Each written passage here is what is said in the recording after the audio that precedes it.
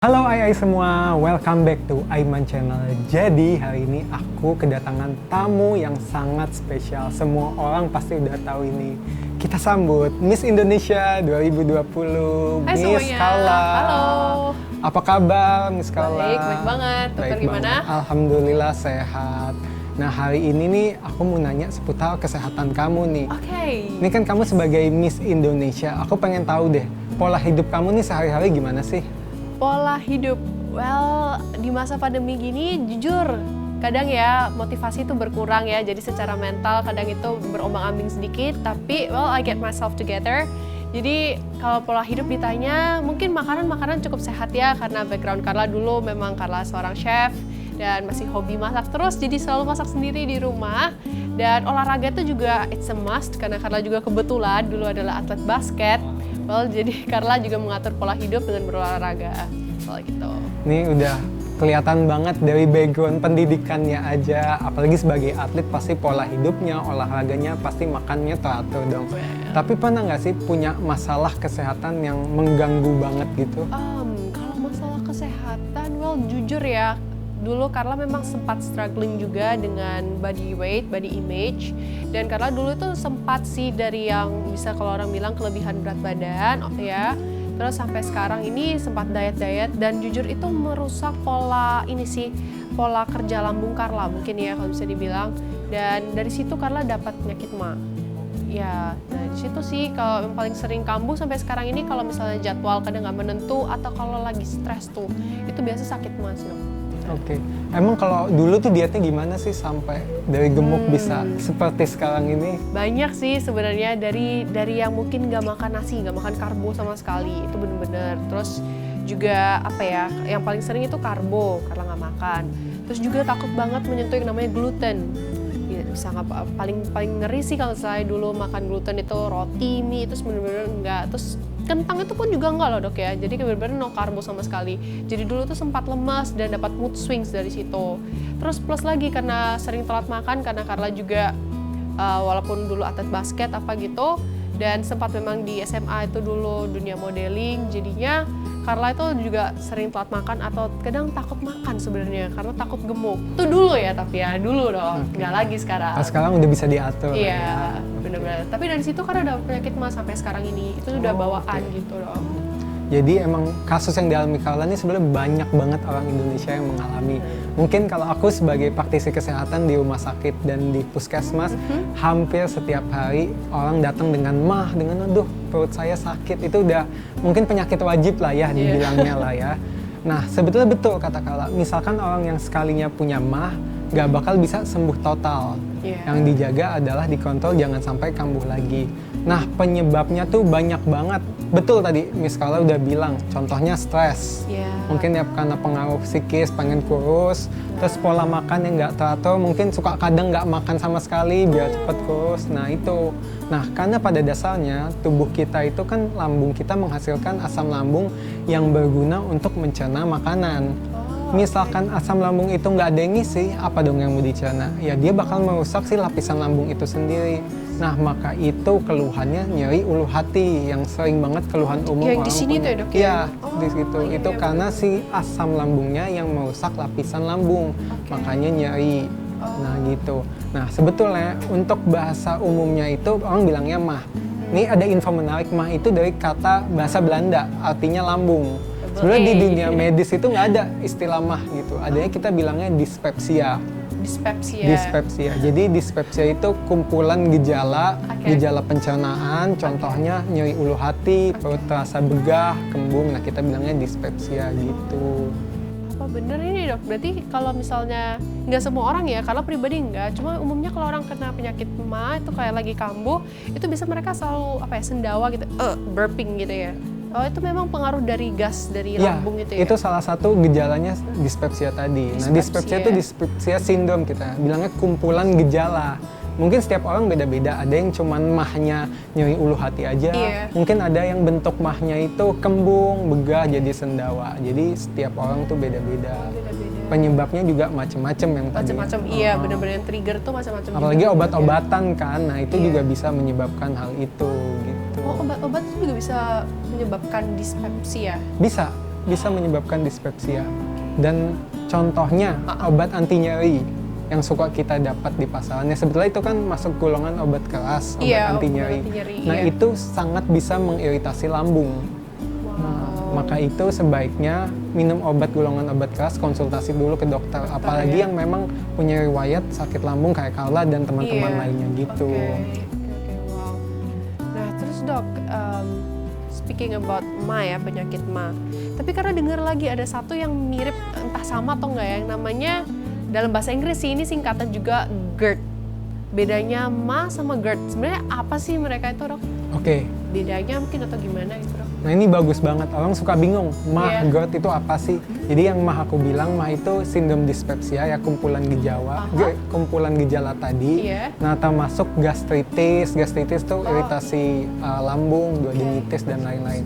Untuk memastikannya kita namanya endoskopi. Jadi kalau pernah masukin selang ke dalam mulut, ini untuk mastiin dia tuh punya gastritis atau enggak. Kalau misalkan belum dilakukan itu, kita bilangnya dispepsia. Sedangkan GERD itu jadi penyebabnya sama karena asam lambung juga, bedanya naik ke atas. Kepanjangannya adalah gastroesophageal reflux disease. Jadi gastro itu lambung, esophageal itu esophagus, reflux itu naik ke atas, jadi dari kan reflux naik dari lambung naik ke atas, disease itu penyakit. Jadi si asam lambungnya itu yang mengiritasi esofagus. Nah makanya terasa tidak nyaman di dada, kayak panas gitu, nggak enak. Bedanya sih sebenarnya itu dan penyebabnya, cara mengatasinya hampir sama. Tapi itu perbedaannya berarti dia kayak kemana, ke organ tubuh mana berarti ya GERD itu ya sama MA. Kalau MA berarti itu cuma di lambung dan ulu hati aja di situ ya? Jadi lambung itu lokasinya di ulu hati, makanya bilangnya sakit ulu hati, tapi tetap di lambung gitu. Soalnya kadang orang-orang kan nggak tahu kayak letak lambung sama ulu hati itu, mereka bilangnya oh berarti lambung terus berarti ulu hatinya juga sakit. Kadang ada yang kayak gitu kan ya dok, padahal itu mereka istilahnya lokasinya kayak sama gitu. Lokasinya di situ karena ya bentuknya lambung tuh memanjang sampai ulu hati sini gitu, makanya berarti suka keluhannya di bawah situ. Pantes biasa kalau karena sakit MA, jujur kadang sakitnya itu kadang biasanya yang pertama itu di sini dulu, terus habis itu kadang nyambungnya ke sini, cuma mostly selalu di sini dulu. Biasa kan karena pikir oh ini apa mungkin kayak sakit perut, tapi beda sama sakit perut kalau misalnya kita mau BAB atau kayak gimana kan, tapi itu memang di sini ya. Iya, karena kan sebenarnya mengikuti gravitasi aja kan, lambung bentukannya ya oval gitu dari atas ke bawah, ya pasti bakal jatuh ke bagian bawah yang which is yang bagian bawahnya itu ada di daerah ulu hati, makanya suka keluhannya daerah situ gitu. Terus untuk gejalanya sendiri tuh ada nggak sih dok bedanya? Gejalanya sih hampir sama. Yang sangat membedakan yang tadi aku bilang tadi, kalau dia GERD, dia itu asam lambungnya naik ke atas. Yang paling dirasakan adalah dadanya terasa panas gitu. Terus atau sampai asam lambungnya tuh nyampe mulut, jadi mulutnya terasa pahit, nggak enak. Bahkan sampai ada yang muntah. Kalau aku sendiri pernah ngalamin GERD. Jadi kalau muntah tuh keluarnya cairan warna kuning gitu. Itu bisa yang parah bisa sampai kayak gitu kalau GERD. Kalau cuman MAH aja atau dispepsia cuman daerah lambung aja gitu. Berarti GERD itu istilahnya lebih parah dari MA dong ya dok ya? Lebih parah iya, karena naik ke atas nggak cuma lambung aja yang kena, esofagusnya juga kena gitu. Tapi biasa juga ya dok ya, kalau misalnya ada, kalau orang-orang Indonesia kan ngomongnya masuk angin. Nah biasanya itu disambung-sambungkan sama penyakit MA. Jadi kalau misalnya ada orang tuh misalnya lagi penyakit MA, terus misalnya dikasih obat, terus habis itu dibilang, oh makan sedikit ya, nah terus udah makan dikit tapi dimuntahin gitu terus, itu apa pengaruh masuk angin atau memang dari penyakit MA sendiri?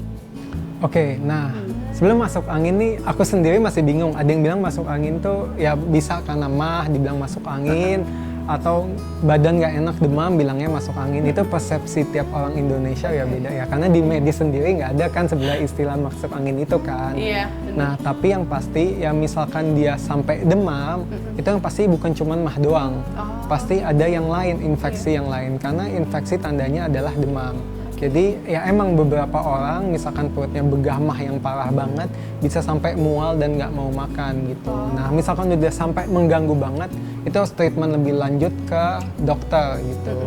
Nah ini juga mungkin membantu buat teman-teman gitu kan, misalkan buat Carla yang sering nih MAH-nya suka kambuh.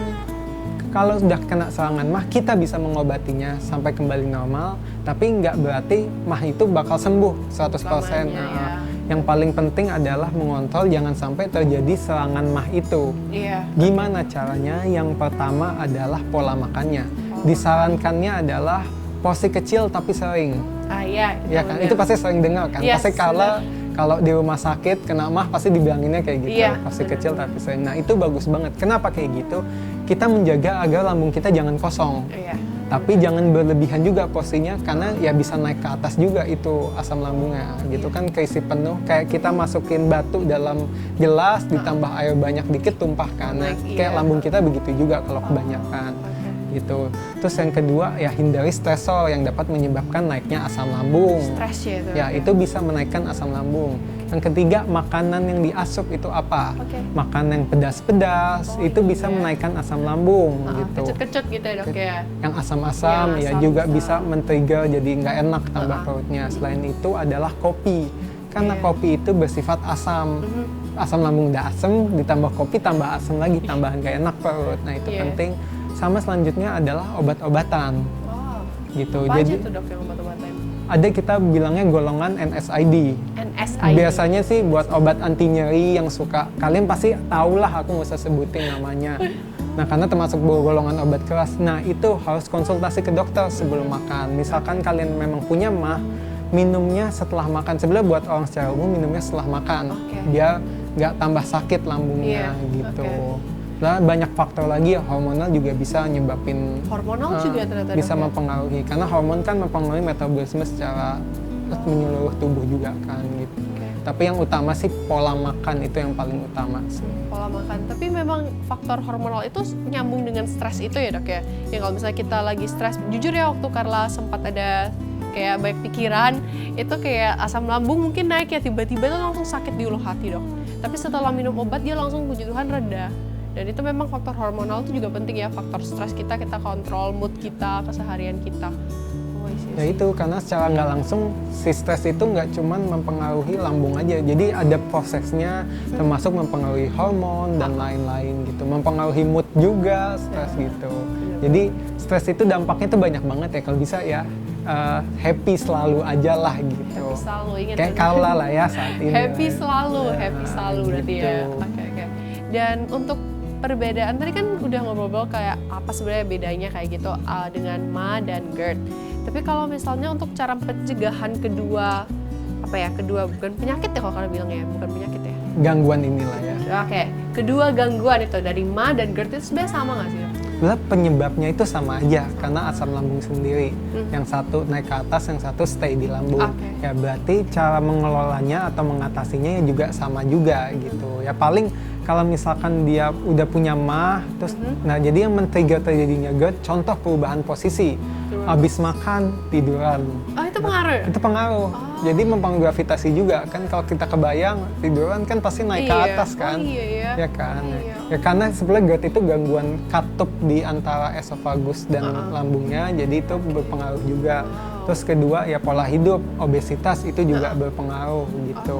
Oh, obesity itu juga pengaruh ya? Mm-mm. Apa kalau logikanya kan kalau saya obesity itu kan kayak excessive amount of ini juga ya, lemak ya Iya. gitu.